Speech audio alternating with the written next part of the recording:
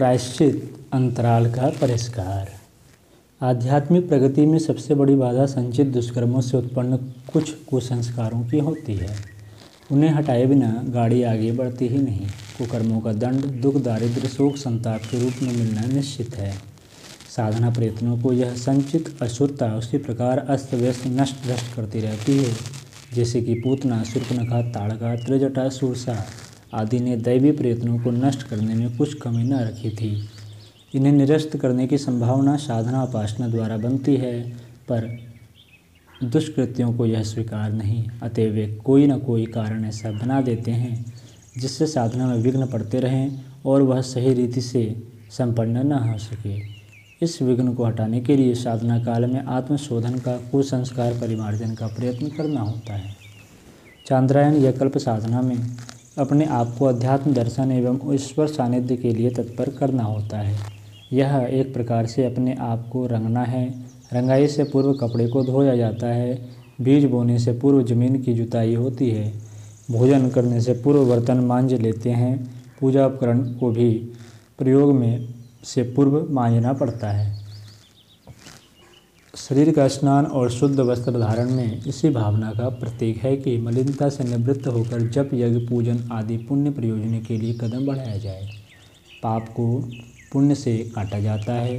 लोहे को काटने के लिए लोहा, विष को मारने के लिए विष, कांटा निकलने के लिए कांटे का प्रयोग करना होता है। तपस्या की आग में अपने को इसी हेतु तपाना पड़ता है। मलिनता चाहे किसी भी क्षेत्र की हो, मांजे, रगड़ने, पीटे और तपाए बिना दूर हो नहीं सकती। साधक को भी इस प्रक्रिया से अनिवार्य रूप से गुजरना पड़ता है। धातुएं भट्टी में डालकर शोधी जाती है। रसायन बनाने के लिए अग्नि संस्कार की विधि प्रयुक्त होती है। तपाने पर ईंटों से लेकर मृत्तिका पात्रों तक को मजबूत बनाया जाता है। तपस्या से अंतरात्मा को मल रहित बनाया जाता है। कुंडलिनी योग में नाड़ी शोधन विधान की अनिवार्यता है। राजयोग में यम नियमों का विधान है। प्राकृतिक चिकित्सा में उपवास, एनिमा का प्रयोग होता है। यह परिशोधन आध्यात्मिक प्रगति के लिए प्रायश्चित रूप में संपन्न किया जाता है। वाल्मीकि, अशोक, अंगुलीमाल, बिल्वमंगल, आम्रपाली आदि ने आत्मिक क्षेत्र में प्रवेश करते ही प्रायश्चित परिशोधन संपन्न किया था। उन्होंने क्षतिपूर्ति के लिए अपनी संचित संपदा पुण्यार्जन के लिए विसर्जित कर दी। साथ ही शरीरश्रम और मनोयोग द्वारा लोकोहित में निरत रहकर पुण्य अर्जित करते रहे। धृतराष्ट्र, गांधारी अपने बच्चों को सुसंस्कारी न बना सकने का प्रायश्चित करने के लिए हिमालय में तप साधना के लिए गए थे। आयुर्वेदीय कायाकल्प उपचार में शरीर में भरे हुए विकारों को सर्वप्रथम पंचकर्म द्वारा निकाल बाहर किया जाता है। इसके बाद ही उपचार प्रारंभ होता है। भवन, विरेचन, नश्य, स्वेदन, स्नेहन ये पंचकर्म कहलाते हैं। इनमें मल शोधन करने के उपरांत ही प्रयोग की सफलता बन पड़ती है। आध्यात्मिक कल्प साधना के लिए भी प्रकारांतर से इसी प्रयोग को प्रमुखता देनी पड़ती है। संचित कुकर्मों का परिशोधन प्रायश्चित प्रक्रिया द्वारा ही संभव होता है। जितनी खाई खोदी है उतनी ही मिट्टी डालकर गड्ढा भरना पड़ता है। यह कार्य पंचगव्य, पान, तीर्थ, पर्यटन, दान, पुण्य, व्रत, उपवास, तप साधना आदि के द्वारा किया जाता है। इसमें कुछ प्रतीक है, कुछ निर्धारण। स्नान, पान, उपवास आदि को प्रतीक कहा गया है। उस आधार पर पश्चाताप एवं आत्मप्रताड़ना द्वारा भविष्य में न करने का संकल्प प्रकट होता है। इतना हो जाने पर भी वह खाई नहीं पड़ती जिसके द्वारा व्यक्ति को पीड़ा पहुंचाई गई, पतन के गर्त में गिराया गया अथवा भ्रष्ट परंपरा प्रचलित करने, समाज प्रवाह में विषाक्तता उत्पन्न करने का प्रयत्न किया गया। इसके लिए समाज का हित करने वाले परमार्थ कार्य उतने ही वजन के करने होते हैं जितना कि पाप कर्मों का भार था। यह कार्य क्षमा याचना या छटपुट पूजा उपचारों से संभव नहीं हो सकता। कार्य अपना फल दिए बिना रहते नहीं। नियति का यही विधान है। पश्चाताप, क्षमा याचना, मात्र भूल सुधारने, स्वीकारने और भविष्य में न करने जैसी मनस्थिति का बोधक है। इतने भर से भरपाई नहीं होती। प्रायश्चित को इष्टापूर्ति तथा क्षतिपूर्ति भी कहते हैं। उसके पाप का परिमार्जन पुण्य से करना पड़ता है। दोष दुर्गुणों के रहते चिरस्थायी प्रगति के पथ पर चल सकना किसी के लिए भी संभव नहीं हुआ है। फूटे बर्तन में दूध धोने से पल्ले कुछ भी नहीं पड़ता, इसलिए छेदों को बंद करना आवश्यक है। बर्तन का पेंदा जब गल जाता है तो उसे हटाकर उतना ही बड़ा नया पेंदा लगाना पड़ता है। अंतःकरण को दुष्कृत्यों ने जितना गला दिया है, उसके स्थान पर पुण्य संपदा की श्रद्धा सद्भावना की उतनी ही साधना जुटानी पड़ती है।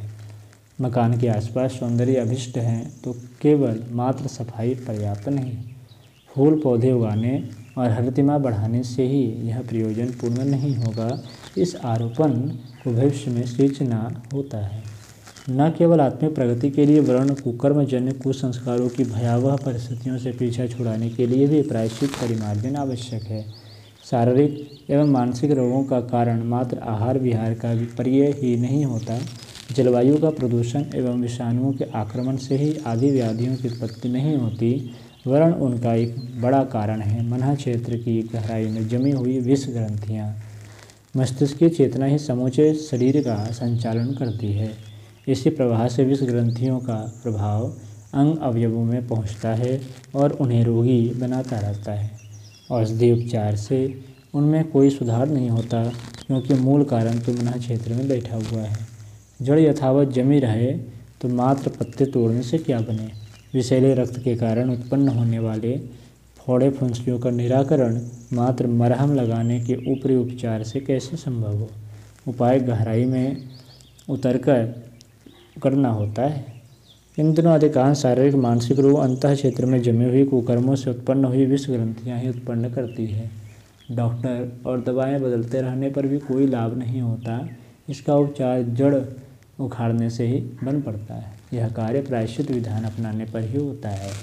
मानसिक, आर्थिक, पारिवारिक, सामाजिक क्षेत्रों की विकृतियों और विपत्तियों से भी एक बड़ा कारण अंतः क्षेत्र में जमे हुए कसाय कलमश ही होते हैं।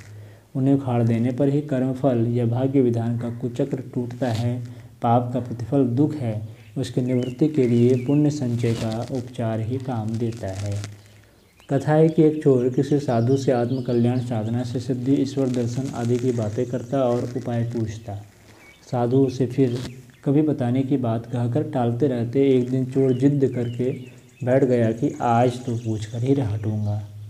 साधु ने पहाड़ की चोटी पर सिर पर 3 पत्थर रखकर साथ चलने के लिए कहा और कहा, उपाय वहां पहुंचने पर ही बताया जाएगा।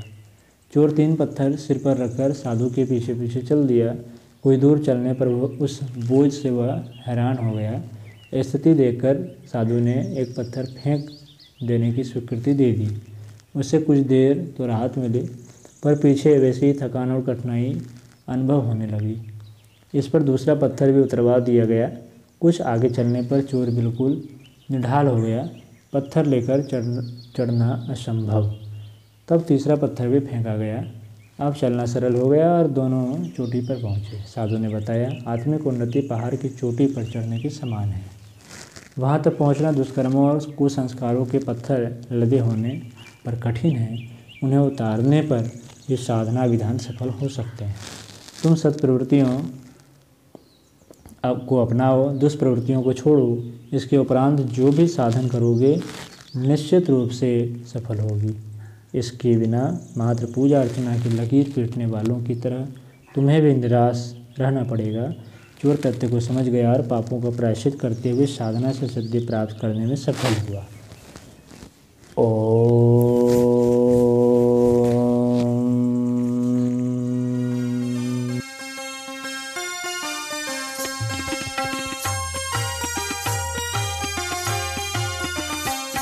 चलो गुरुदेव के सपने सजाने की शपथ ले लें। चलो गुरुदेव के सपने सजाने